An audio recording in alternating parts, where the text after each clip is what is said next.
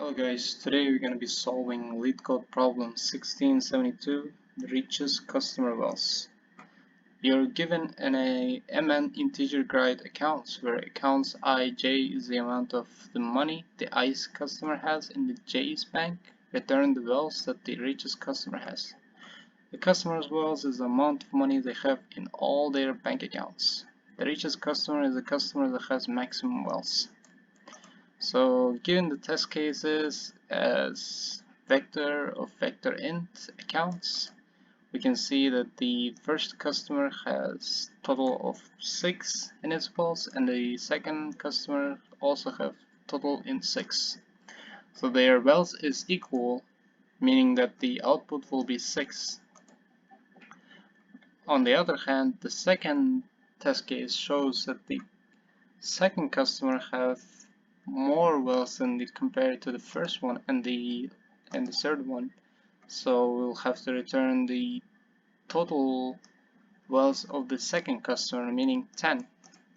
And the idea how it works is that the J will represent the bank in this vector and I will represent the customer, meaning that we can assume based on the test cases that J is a column and I is a row. So let's take an example as a first test case. So we have the first customer will have total of 6. Total is 6, meaning that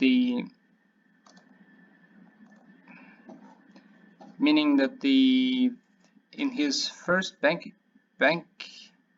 account he has 1, in his second bank account he has 2, and his third bank account has 3. On the other hand, the second customer also has a total of his wealth as 6, meaning that his first bank account is 3, his second bank account is 2, and his third bank account have wealth of 1. And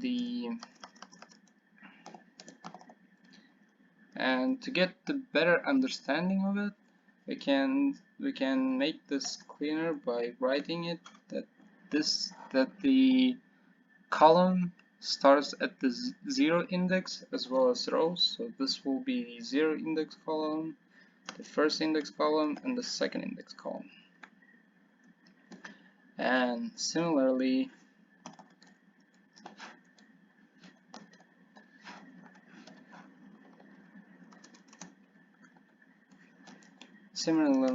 this will be the 0 index.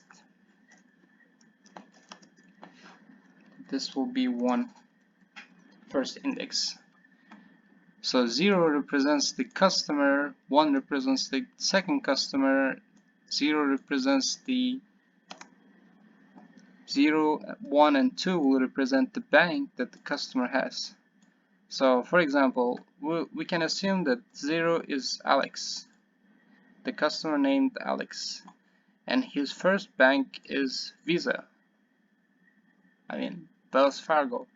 The second bank's name is Bank of America, and the third bank is Chase. So he has different amount of money in each bank account.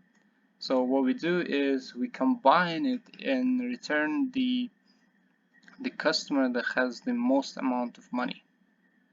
So as we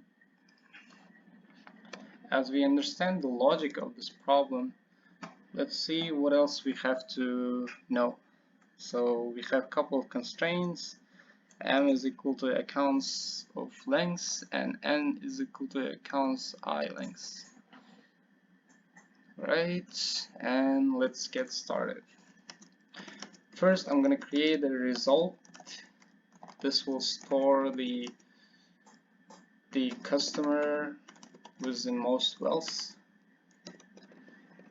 store the wealthiest customer, and that's all we need. And the idea here is that we have to create two for loops.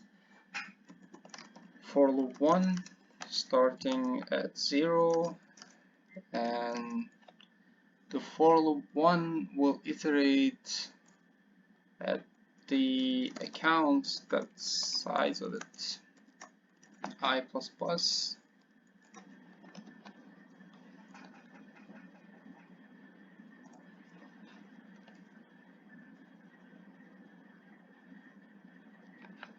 So the idea here in the first part of the for loop is that every time I is less than the size of the vector, this for loop is gonna work.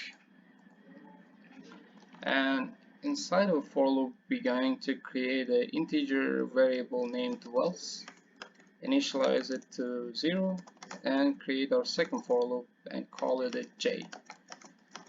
And every time accounts at the index 0, the size of the index 0 is bigger than the j, this for loop will work. And inside of this j for loop, what we're gonna do is wealth will collect all the values from the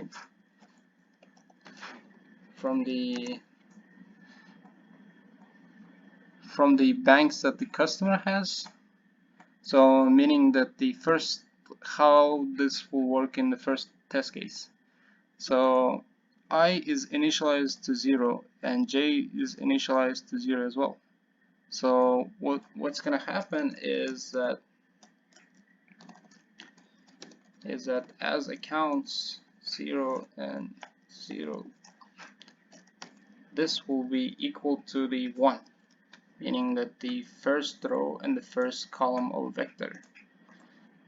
When it comes to the second test case, accounts is going to iterate the first row and the second column, meaning that 1, which will equal to 2.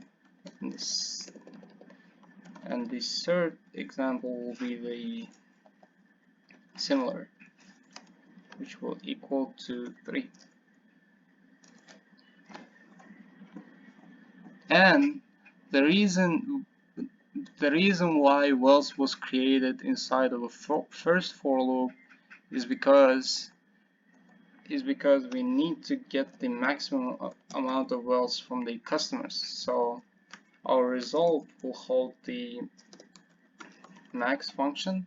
This is a built-in function in a C++, so we can use it pretty much to find the maximum of anything. You can use it with a string and many different types of data types, and it will be very useful in this example. So what we do is we're gonna return the maximum from result and the wealth,